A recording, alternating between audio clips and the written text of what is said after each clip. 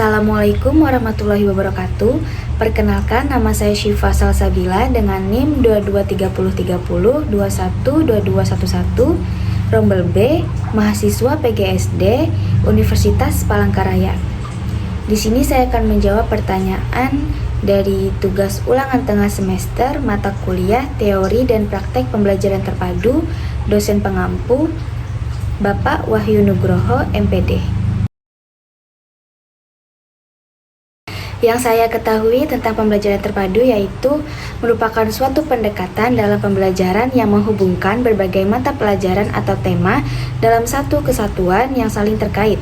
Dalam pembelajaran terpadu, peserta didik belajar melalui tema-tema atau topik yang menyeluruh, yang memungkinkan mereka untuk mengkaitkan konsep-konsep yang berbeda menjadi pengalaman belajar yang holistik.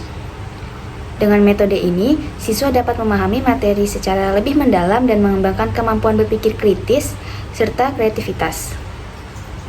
Pada pembelajaran terpadu, peserta didik akan dapat memahami konsep-konsep yang mereka pelajari melalui pengalaman langsung dan nyata yang menghubungkan antar konsep dalam intra mata pelajaran maupun antar mata pelajaran. Adapun tujuan dari pembelajaran terpadu yaitu untuk memberikan pengalaman belajar yang holistik dan lebih bermakna bagi siswa dengan cara mengintegrasikan berbagai disiplin ilmu ke dalam satu tema atau topik yang relevan.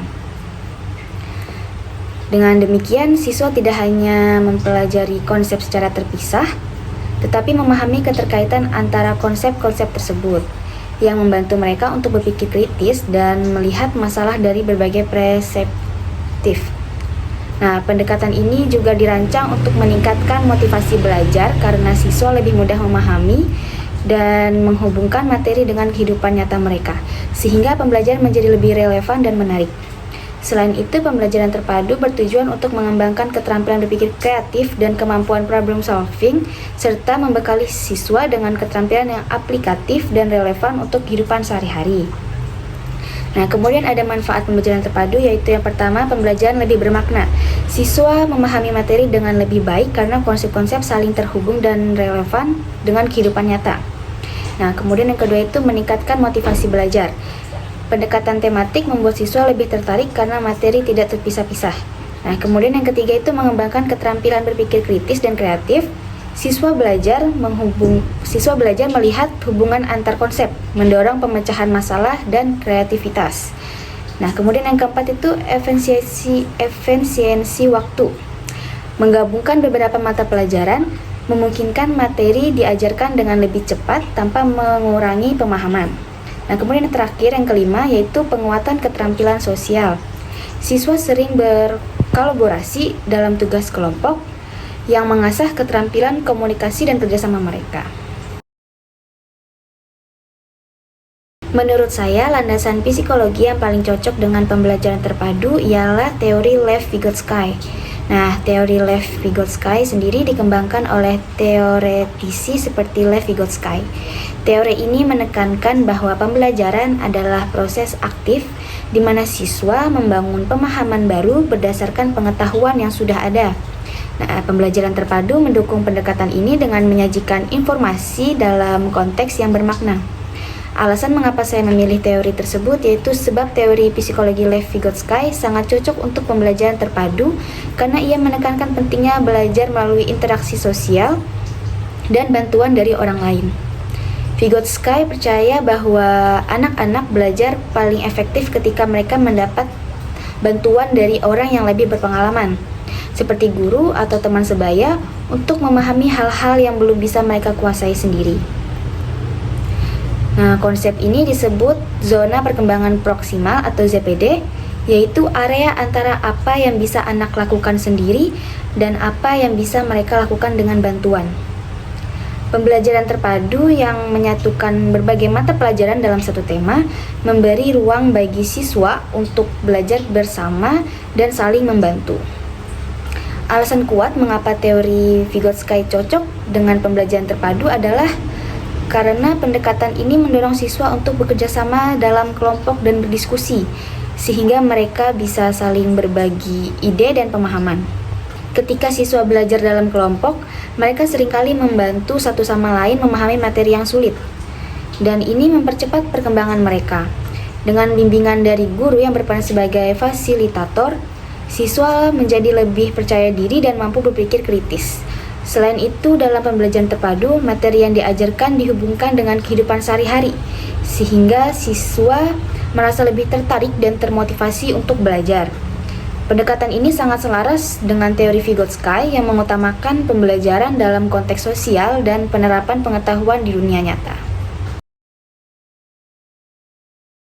Model yang saya pilih yaitu model pembelajaran connected, yang merupakan pendekatan pendidikan yang menghubungkan berbagai mata pelajaran dan pengalaman belajar untuk menciptakan pembelajaran yang lebih bermakna dan kontekstual bagi siswa.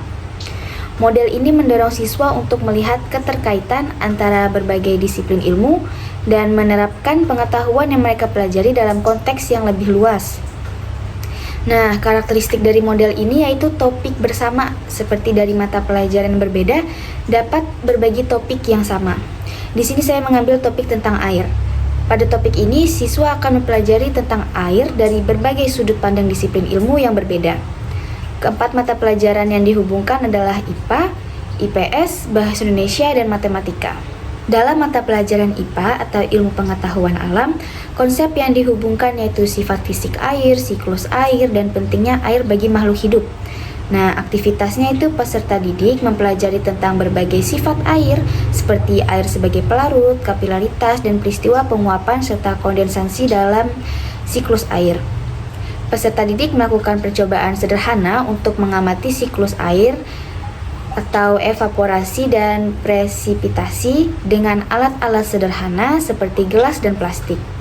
Nah, kemudian dalam mata pelajaran IPS atau ilmu pengetahuan sosial, konsep yang dihubungkan yaitu air sebagai sumber daya alam penting dan penggunaannya dalam kehidupan sehari-hari serta distribusi air di masyarakat.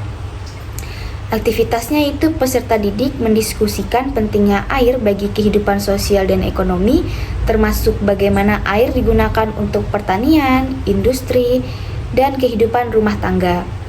Mereka juga belajar tentang masalah air bersih di berbagai daerah di Indonesia dan dunia, serta pentingnya pengelolaan air yang bijak untuk masa depan. Nah, kemudian dalam mata pelajaran Bahasa Indonesia, konsep yang dihubungkan yaitu keterampilan membaca, menulis, dan berbicara yang berkaitan dengan topik air. Aktivitasnya yaitu seperti peserta didik diminta menulis laporan hasil percobaan IPA tentang siklus air. Selain itu, mereka bisa menulis artikel atau esai tentang pentingnya air dan bagaimana cara menghemat air dalam kehidupan sehari-hari. Aktivitas ini mengasah keterampilan literasi siswa terkait topik yang sedang dipelajari. Nah, kemudian dalam mata pelajaran matematika, konsep yang dihubungkan yaitu mengukur volume dan menganalisis data. Aktivitasnya itu seperti peserta didik mengukur berapa banyak air yang mereka gunakan di rumah dalam satu hari dengan menghitung penggunaan air dari berbagai aktivitas seperti mandi, mencuci, minum, dan lain-lain. Mereka kemudian memvisualisasikan data tersebut dengan membuat grafik batang atau diagram untuk menunjukkan jumlah penggunaan air. Peserta didik juga bisa mempelajari tentang konversi satuan volume seperti liter ke mililiter. Tanggapan saya terhadap kurikulum Merdeka yaitu kurikulum Merdeka adalah sebuah inovasi dalam pendidikan Indonesia yang bertujuan untuk menciptakan proses belajar yang lebih fleksibel, relevan, dan berpusat pada siswa. Dibandingkan dengan kurikulum sebelumnya yang seringkali fokus pada pencapaian nilai akademis semata, kurikulum Merdeka memberikan ruang lebih besar bagi siswa untuk mengembangkan minat, bakat, dan keterampilan mereka secara lebih mandiri. Kurikulum ini menawarkan berbagai kebebasan, baik bagi siswa maupun guru untuk merancang pembelajaran sesuai dengan potensi dan kebutuhan individu setiap siswa, mengurangi tekanan terhadap pencapaian akademik yang kaku, dan menggantinya dengan pembelajaran yang lebih bermakna dan kontekstual. Salah satu kelebihan utama kurikulum Merdeka yaitu pendekatannya yang lebih fleksibel dan personal. Dengan konsep pembelajaran berbasis proyek, siswa dilatih untuk berani mengeksplorasi berbagai bidang, menggali potensi diri, dan menyelesaikan masalah nyata dengan cara yang kreatif. Metode seperti ini juga menumbuhkan kemampuan berpikir kritis, keterampilan komunikasi, kolaborasi, dan rasa percaya diri pada siswa karena mereka dilibatkan secara aktif dalam menentukan dan menjalankan proyek belajar mereka. Guru di sisi lain bertindak sebagai fasilitator yang mendukung perkembangan siswa, memberikan bimbingan saat diperlukan, namun juga memberikan kebebasan bagi siswa untuk belajar mandiri. Dengan demikian, siswa belajar untuk mengambil peran aktif dalam proses belajarnya sendiri yang merupakan keterampilan penting di dunia kerja dan kehidupan dewasa.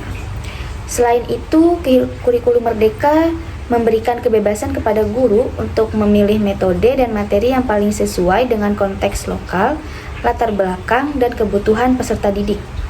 Hal ini sangat penting mengingat Indonesia adalah negara dengan keragaman budaya, bahasa, dan kondisi sosial yang sangat besar. Kurikulum Merdeka memungkinkan guru untuk merancang pembelajaran yang lebih kontekstual dengan memasukkan unsur-unsur lokal yang relevan dengan kehidupan siswa. Misalnya guru di wilayah perdesaan atau pesisir dapat menggunakan contoh atau konteks lokal dalam pembelajaran sehingga siswa lebih mudah memahami dan merasa bahwa apa yang dipelajari benar-benar berhubungan dengan kehidupan sehari-hari mereka. Pendekatan ini bisa meningkatkan motivasi belajar dan keterkaitan siswa terhadap materi yang dipelajari. Namun, di balik kelebihannya, kurikulum Merdeka juga menghadapi berbagai tantangan dalam implementasinya. Salah satu hambatan terbesar adalah kesiapan tenaga pengajar. Perubahan kurikulum membutuhkan pemahaman yang mendalam dan keterampilan khusus dari guru untuk dapat menerapkannya secara efektif. Banyak guru yang merasa kesulitan karena metode dan pendekatan yang lebih bebas dalam kurikulum Merdeka memerlukan keterampilan fasilitasi, pemahaman yang mendalam tentang pembelajaran tematik, serta kemampuan untuk membuat materi ajar yang sesuai dengan kebutuhan siswa. Tanpa pelatihan yang memadai, guru mungkin kesulitan untuk mengimplementasikan kurikulum ini. Bahkan bisa kembali pada metode pengajaran konvensional yang terstruktur karena merasa lebih nyaman. Selain itu, keterbatasan fasilitas di beberapa daerah juga menjadi kendala. Kurikulum Merdeka menuntut adanya ketersediaan sumber belajar yang beragam, termasuk teknologi dan media belajar alternatif yang mungkin sulit diakses di daerah perdesaan atau terpencil. Sebagai calon guru, saya percaya ada beberapa cara yang dapat saya lakukan untuk mengimplementasikan kurikulum Merdeka di sekolah. Yang pertama, saya akan mengikuti pelatihan dan pengembangan profesional untuk memperdalam pemahaman saya tentang kurikulum ini. Pelatihan dan webinar dapat membantu saya mempersiapkan diri agar dapat mengimplementasikan kurikulum dengan cara yang lebih efektif dan sesuai dengan kebutuhan siswa. Selain itu, saya akan berusaha untuk menjadi kreatif dalam merancang pembelajaran dengan mengaitkan materi yang diajarkan dengan kehidupan nyata siswa serta menggunakan berbagai metode yang menarik seperti proyek berbasis tema, diskusi kelompok, dan eksplorasi langsung. Saya harus bersikap kreatif dan adaptif, merancang kegiatan belajar yang menarik dan kontekstual, serta mencari cara untuk memanfaatkan sumber daya yang tersedia sebaik mungkin. Di sekolah dengan fasilitas terbatas, misalnya saya bisa memanfaatkan lingkungan sekitar sebagai sarana belajar, seperti mengajak siswa belajar di lapangan untuk memahami konsep ekosistem dalam pembelajaran IPA. Hal ini akan membuat pembelajaran lebih bermakna bagi siswa. Saya juga akan menciptakan lingkungan belajar yang inklusif dengan memahami keunikan setiap siswa seperti minat dan gaya belajar mereka, serta memberikan bimbingan sesuai dengan kebutuhan masing-masing. Dengan pendekatan ini, setiap siswa bisa merasa dihargai dan terlibat dalam proses belajar. Saya juga akan memanfaatkan teknologi semaksimal mungkin untuk mendukung pembelajaran, seperti menggunakan media digital, aplikasi pembelajaran, atau sumber daya daring yang dapat diakses siswa secara mandiri. Nah, yang terakhir, saya akan bekerja sama dengan rekan-rekan guru dan melibatkan orang tua dalam proses pembelajaran, karena kolaborasi yang baik antara guru, siswa, dan orang tua akan memperkaya pengalaman belajar siswa serta memberikan dukungan yang lebih luas dalam penerapan kurikulum Merdeka. Sekian yang dapat saya sampaikan. Saya ucapkan terima kasih. Wassalamualaikum warahmatullahi wabarakatuh.